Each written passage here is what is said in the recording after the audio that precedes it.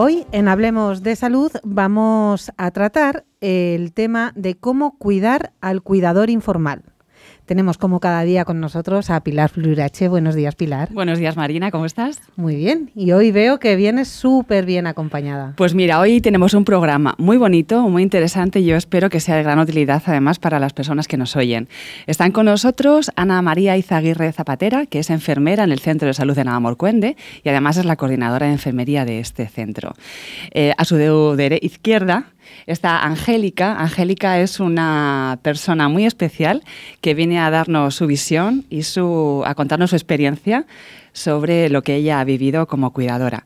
Y también tenemos a Isabel Gil Carrera, que es una médico del Centro de Salud de Navalmoruende también, y bueno, pues entre las tres y nosotras apoyando, intentaremos dar una visión general de este tema. De este tema que es muy importante, porque muchas veces cuidamos a los enfermos y no tenemos presentes que hay que cuidar al cuidador, ¿verdad? Claro, porque cuando hablas del cuidador, cuando alguien enferma, no es una enfermedad por una gripe, es cuando es una enfermedad crónica donde hay un deterioro físico y cognitivo de una persona que está a nuestro lado, que puede ser un familiar o puede ser una persona muy cercana. Alguien tiene que estar ahí. Hay un desgaste emocional, hay un desgaste de todo tipo y bueno, pues yo creo que es importante saber cómo abordar y cómo cuidar a estas personas, que todos en un momento dado hemos estado ahí. Uh-huh. ¿Cuándo hablamos de cuidadores? Para hablar de cuidadores tenemos que empezar hablando un poco de cronicidad. ¿Qué ocurre en nuestro país, en nuestro medio? La esperanza de vida está aumentando de forma importante. Ya tenemos hombres y mujeres que viven una media de 83 años, las mujeres incluso 85. Parejo al aumento de la esperanza de vida, aumenta un montón de enfermedades crónicas que se mantienen durante muchos años en el tiempo. Estamos hablando, por un lado, de enfermedades neurodegenerativas, por todos conocido las demencias, los procesos degenerativos articulares, que aunque sean cosas que a priori parece que tienen menos importancia, confinan al paciente a sus domicilios. Estamos hablando de pacientes con patologías cardiorrespiratorias, que sus dificultades por dificultad respiratoria y por otros problemas hacen que estén igualmente en sus casas. Por tanto, hablamos de cronicidad desde el punto de vista de enfermos con patologías muy distintas que durante un buen número de años van a necesitar cuidados de terceras personas. Uh-huh. Tenemos este tipo de enfermedades, estamos hablando de cronicidades, son enfermedades que tienen que estar en casa, que necesitan una persona casi las 24 horas pendientes y que eso obliga a que las personas que cuidan tengan un desgaste físico y emocional, ¿no? Muy grande. ¿Cómo podemos hacer para cuidarlas? En principio, esas personas, ahora Ana nos va a contar un poco cómo clasificamos, digamos, qué tipos de cuidadores están al frente de esos pacientes y un poco en función de ese tipo de cuidadores nos vamos a plantear unos cuidados u otros. Sí, nosotros dividimos el tipo de cuidados entre los que provee el sistema formal de cuidados y los que provee el sistema informal de cuidados. El sistema formal de cuidados en nuestra sociedad se caracteriza porque lo formamos las personas a las que se nos remunera para cuidar. Todos los profesionales que nos dedicamos a la sanidad, médicos, enfermeros, fisioterapeutas, logopedas, quien haga falta, que los sanitarios que hagan falta y que somos remunerados para proporcionar cuidados, somos el sistema formal de cuidados. Ajá. Pero curiosamente, se estima que la carga de los cuidados que asumimos el sistema formal es apenas el 12% de los cuidados que necesitan nuestros dependientes. ¿Qué pasa con el otro 88% de los cuidados que necesitan nuestros dependientes? Que los proporciona el sistema informal de cuidados. ¿Quiénes forman el sistema informal de cuidado? Los cuidadores, voluntarios, no remunerados, que normalmente son los familiares cercanos, amigos, vecinos, que nuestra sociedad muchas veces confunde la ausencia de remuneración económica con la ausencia de valor de estos cuidados, cuando son los que soportan nuestra sociedad como tal. Si como sociedad tuviéramos que pagar estos cuidados, sería inviable mantener al paciente todo el tiempo en buenas condiciones, en su domicilio atendido. Tendríamos que tener otro sistema porque sería imposible hacerlo de otra manera, ¿no? Entonces, hoy me gustaría que se reclamara realmente la figura del cuidador y la importancia importancia para el dependiente, para la familia, pero también para la sociedad en su conjunto, de la labor tan importante que hacen estos cuidadores. Claro, Ana, porque imagínate, o imaginaros vosotras, ¿no? Bueno, que esto ocurre a diario. Un señor o una señora que tiene un infarto, un ictus, una patología oncológica o un Alzheimer. Entonces hay un diagnóstico, hay un deterioro y sales de una consulta o una intervención o un proceso y te vas a casa con alguien a tu lado donde tú no tienes conocimientos sanitarios y donde te dicen, no, esto, bueno, pues poco a poco, pero claro, tú te encuentras con una persona incluso físicamente, probablemente tienes a tu lado a alguien corpulento o difícil de movilizar, tienes que desarrollar una red en tu entorno para poder llevar a eso. Y luego, encima, tienes que estar fuerte, ¿no? Porque al final tú eres el apoyo de esa persona y de cara a la sociedad. ¿Estamos preparados en nuestra sociedad actual, donde tenemos una vida tan frenética como para pararnos y asumir estas responsabilidades? Hombre, yo creo que estamos preparados desde el punto de vista que lo hacemos. Y hay muchísima gente, muchísimos cuidadores. Yo tengo la fortuna de llevar ya trabajados 23 años en atención primaria. Y he encontrado cuidadores expertísimos que han dado ya no solo cuidados, un apoyo emocional, un apoyo psicológico a toda la familia y al cuidador tremendo. Entonces, algo debemos estar haciendo bien, evidentemente, pero hay que mejorar. Hay que mejorar porque nuestro sistema formal pasa a ver al cuidador como un recurso, pero tenemos que ampliar las miras y ver que también es un paciente secundario, porque su salud está repercutida. Claro. ¿Lo estamos haciendo bien? ¿Somos capaces? Creo que sí, pero tenemos que afinar y hacerlo mucho mejor aún. Y se puede. Y los sanitarios, los profesionales de la salud, debemos empezar a ver a los cuidadores de otra manera y darles muchos mejores apoyos y muchas mejores herramientas para que puedan cuidar. Por ejemplo, Isabel, ¿qué herramientas? Pues mira, el cuidador pasa al final a ser el paciente en muchas ocasiones. A veces recibimos al cuidador, que nosotros tenemos la postura privilegiada desde atención primaria de recibir, como tú bien decías, a ese paciente con un informe desde un hospital y tenemos el privilegio de conocer al cuidador. ¿Qué ocurre? Que muchas veces ese cuidador no llega a la consulta relatándonos un montón de síntomas. Doctora, estoy cansada, tengo mucho cansancio físico, tengo dolor muscular, me duele la espalda porque tengo que movilizar a mi padre o a mi marido, me duele la cabeza, no soy capaz de dormir.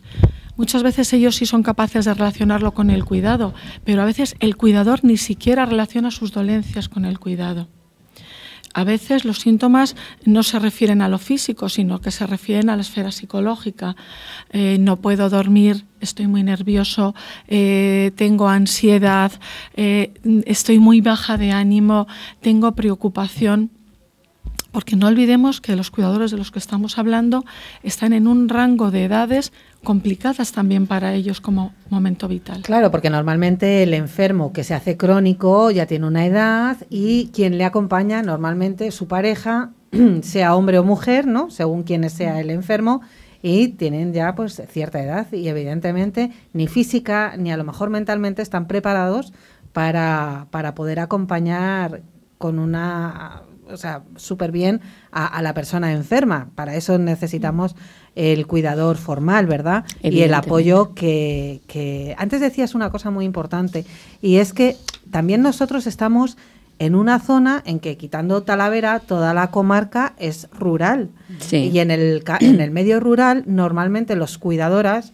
Son cuidadoras, ¿verdad? Sí. Los cuidadores. Sí. Son las madres, son las mujeres, las hijas incluso, las que se hacen cargo de esas familias o de esos parientes que están enfermos, que no siempre son los padres, que a veces al vivir en un pueblo es el tío, incluso el vecino. Sí. Y como bien decías, es una labor que no se le da la importancia y no se valora todo lo que correspondería. ¿Cómo se puede poner en valor a la figura de esta cuidadora? Hombre, las formas de ponerlas en valor, nosotros desde luego desde el primer momento. Porque al sanitario, al cuidador formal, el cuidador informal nos descarga de nuestro trabajo.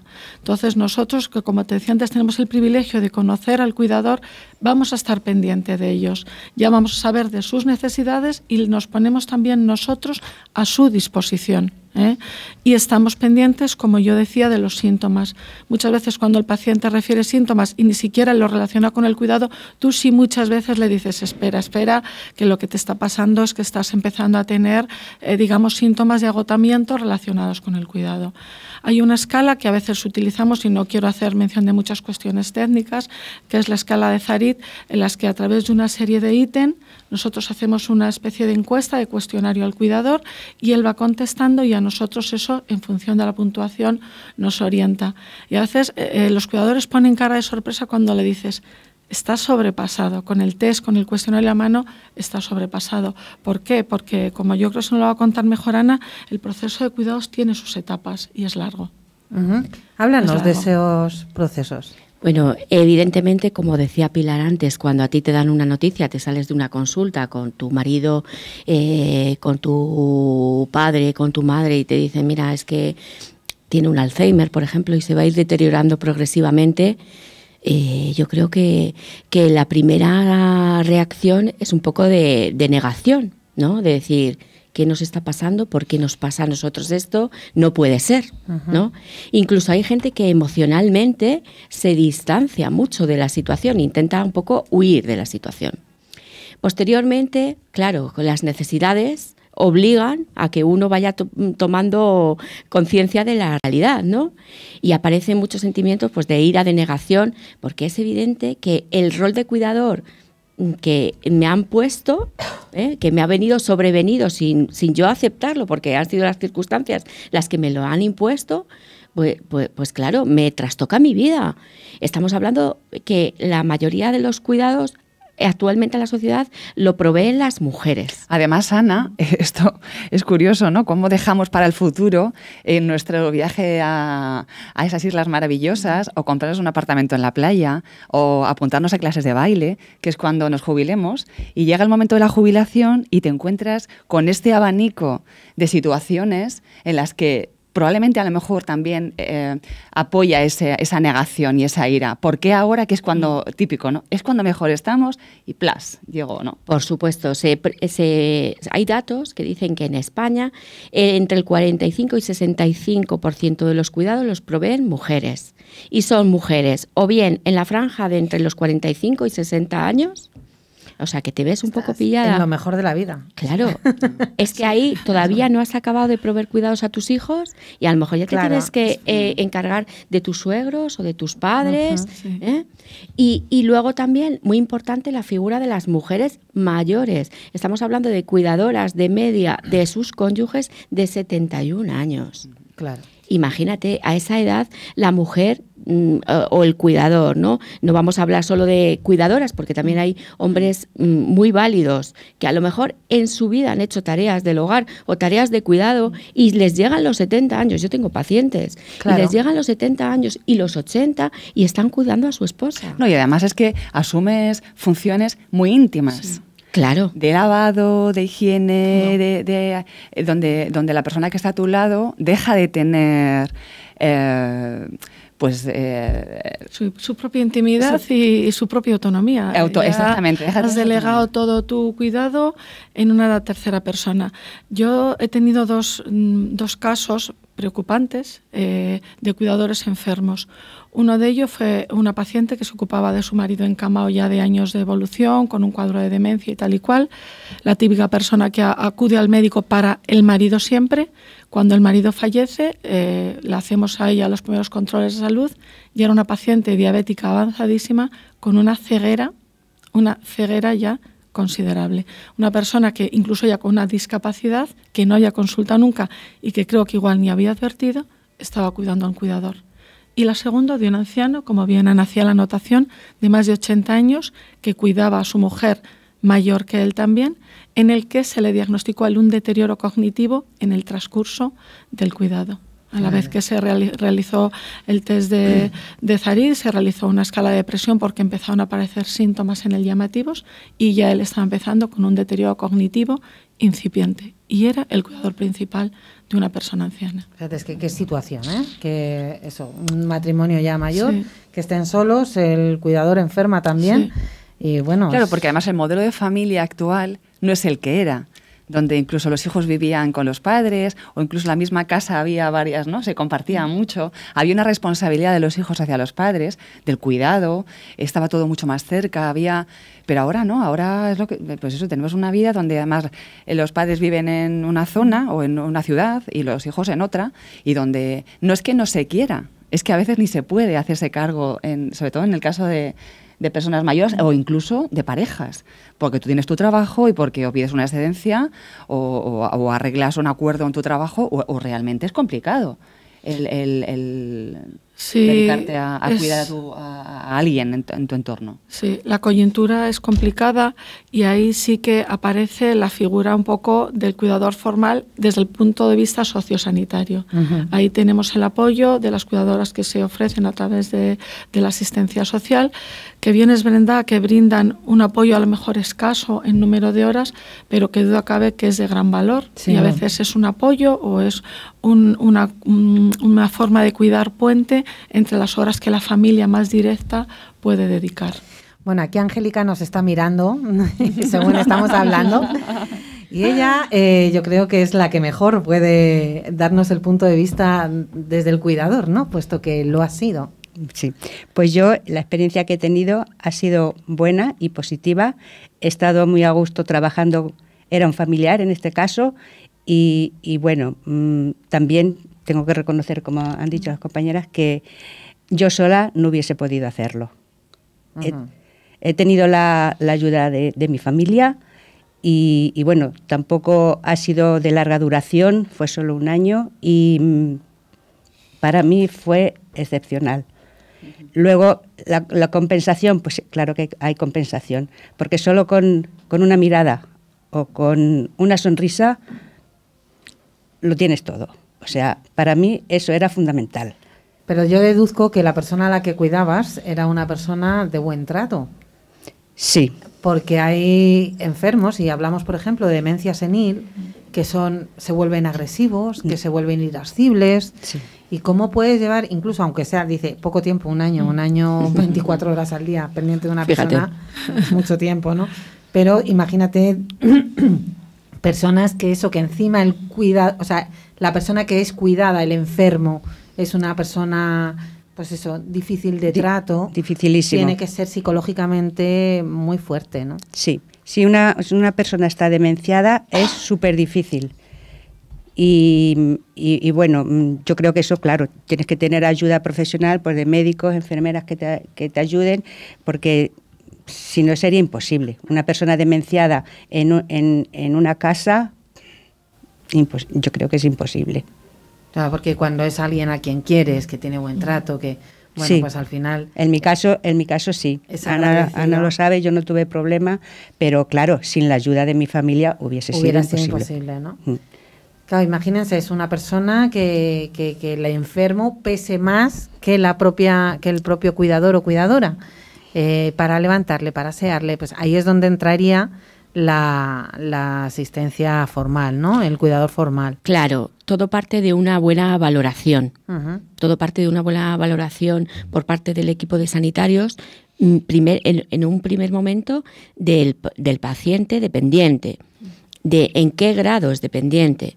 Actividades básicas de la vida diaria, actividades instrumentales o su proceso de cronicidad todavía no ha avanzado lo suficiente para que esas facetas las tenga afectadas y solo necesita información o en una primera instancia solo necesita apoyo emocional. Hay que valorar muy bien al paciente, cuál es su dependencia, su grado de dependencia. Los médicos y enfermeras y otros profesionales sanitarios barajamos muchas escalas de valoración que ahí ubican al paciente en el grado de dependencia. Una vez que tú ya sabes el grado de dependencia del paciente, lo que tienes que buscar es identificar correctamente quién es el cuidador informal, pero el cuidador principal. Esa es tarea del SESCAM. Sí, esa es tarea de los profesionales sanitarios. ¿Quién va a ser el cuidador principal? Si yo tengo bien identificado al cuidador principal, yo ya puedo empezar a trabajar con él. Y también es muy importante ver quiénes son los cuidadores secundarios que van a ayudar a mi cuidador principal. Y si no los hubiera, porque hay muchos casos que, por ejemplo, es un matrimonio que está solo, claro, tenemos que intentar orientar los servicios sociosanitarios a que se le apoye a ese cuidador principal. Bueno, yo creo que importante es que la gente que nos está escuchando, ¿no?, y que puedan verse en esa situación, que están viendo que a lo mejor el padre y la madre están envejeciendo, algún familiar, que están surgiendo problemas de salud dentro de la familia y tal, que acudan, ¿no?, a los centros de salud que les correspondan, que expongan su situación y que se haga esa valoración de la que hablabas, ¿no? Claro, es fundamental. Es fundamental el conocimiento de los sanitarios, porque puede darse la circunstancia de que el sanitario no conozca la situación, claro, del paciente. Dar a conocer, acercarse, dar a conocer, y los profesionales sanitarios tendrán que planificar pues la intervención adecuada a cada situación. Y el cuidador, por favor, que se cuide y que nos consulte. En nuestra mano está identificar precozmente la enfermedad o el proceso de enfermar o el proceso de cansancio, de agotamiento del cuidador. Nosotros, desde la atención primaria, que es ese primer contacto con la sanidad, podemos ayudarle muchas veces con un tratamiento médico, digamos, que va a pasar por un analgésico, por un relajante muscular, por un consejo de postural, y muchas veces le podemos brindar apoyo psicológico, una terapia básica, pues en una primera consulta de atención primaria, pues orientando sus miedos, sus inquietudes, sus dudas, o incluso muchas veces, si es necesario, derivar al especialista. Un ejemplo concreto y muy bonito, en nuestro área ya tenemos funcionando fenomenal de hace mucho tiempo la unidad de cuidados paliativos, y en esa unidad de cuidados paliativos, que no solo va dirigido al paciente oncológico, sino al paciente ya con enfermedades terminales y otra etiología, hay una unidad de apoyo psicológico que se brinda tanto al paciente como a los cuidadores. Es decir, ya que tenemos recursos, por favor, que el cuidador consulte antes de desbordarse para que podamos orientarlo. Claro, y cosas tan simples como a lo mejor que le enseñen a darle la vuelta en la cama, a cómo asearle, a cómo cogerle para limpiarle, para asearle, ¿no? Claro, estábamos hablando antes de las fases de asunción del rol del cuidador. Una vez que tú ya asumes que esa carga de cuidados la vas a tener que administrar tú y soportar tú, pues entonces es momento, ese sí que es el momento de informar al cuidador sobre el proceso de su paciente, sobre la posible evolución, sobre las posibles complicaciones. Y ahí es cuando hay que brindar mucha información y todas las ayudas técnicas en función. Si tiene que movilizar al paciente, pues evidentemente vamos a enseñarle cómo. Si tiene que hacer controles de glucemia, le vamos a enseñar cómo. En fin, si tiene que cuidar catéteres, sondas, muchísimos. Incluso facilitar cuidados. También recursos que se disponen en el SESCAM, en el caso del área de Talavera, como son el préstamo de camas articuladas y de sillas de ruedas, o incluso de andadores. Dentro del plan de humanización que estamos trabajando en nuestro área, precisamente, hay una serie de recursos que se pueden prestar, que otras personas van dejando de utilizar. Entonces hay como una especie de intercambio donde luego tú vuelves a devolver una vez que ya no necesitas. Quiero decir que es verdad que preguntar, no quedarse sin dudas, porque yo creo que es positivo para todos. Me gustaría también preguntaros cómo veis, claro, cuando la familia, hablando de cuidadores, la familia no puede o la familia no da abasto, ¿cómo veis contratar o buscar a gente voluntaria, remunerada o no remunerada? Normalmente hay una bolsa, hay un pool de gente que se dedique a esto. Yo lo que conozco en nuestro medio, lo que está es la ayuda a domicilio a través de los ayuntamientos de cada una de las localidades, por lo menos en nuestra área, o sea, en nuestra zona básica y en todo el área. El ayuntamiento tiene un personal disponible que todos los años se renueva, que son la persona de ayuda a domicilio.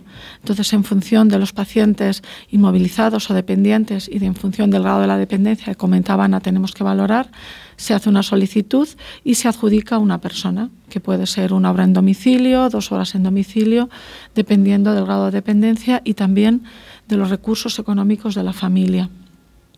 Yo el paso que veo más complicado es cuando ya pasamos a un gran dependiente y se requieren muchísimas más ayudas técnicas y a veces tenemos que pasar a decir, mira, te tienes que plantear una residencia, salir de tu domicilio. Eso es lo más duro, ¿no? Que tenemos. Yo creo que para las familias y los cuidadores es lo más duro. En general, en mi experiencia. ¿Porque es como tirar la toalla, pregunto? ¿O qué sentimiento, no, qué sensación? Es como sacar de tu intimidad más directa, de tu casa, de esas 4 paredes donde tú has convivido con familiar, es sacar a esa persona de ese entorno tan directo y tan íntimo. Tirar la toalla relativamente, pero sobre todo... Quiero decir, ¿el cuidador tendrá sentimiento de culpa por no poder haber casi asumido? Siempre. Claro. Cuando tú recomiendas y le dices, mira, porque Angélica hablaba de 1 año cuidando a un paciente, la media de vida de un paciente cuando se hace un diagnóstico, por ejemplo, de deterioro cognitivo, hasta el fallecimiento pueden ser entre 6 y 8 años. Claro, con diversas necesidades. Entonces llega un momento que, porque la situación ya es una inmovilidad total y se necesitan una grúa para moverle, o varias personas, o el nivel de agitación o de agresividad ya no hace que la convivencia sea posible, y ya vas a recomendar ese recurso, les cuesta muchísimo. La residencia es un paso difícil. Bueno, nos vamos quedando sin tiempo. No sé si queréis concretar alguna otra cosa. Bueno, a mí me gustaría acabar el programa diciendo que pese a la grandísima carga que supone para el cuidador administrar cuidados y que, por supuesto, quiero reivindicar que sea valorada por toda la sociedad, hay muchísimas cuestiones positivas que también reporta al cuidador cuidar, ¿no? Va a depender evidentemente de la personalidad de cada uno y de la capacidad que tengamos cada uno de sacar lo positivo de las circunstancias, aunque no sean buenas o ideales, ¿no?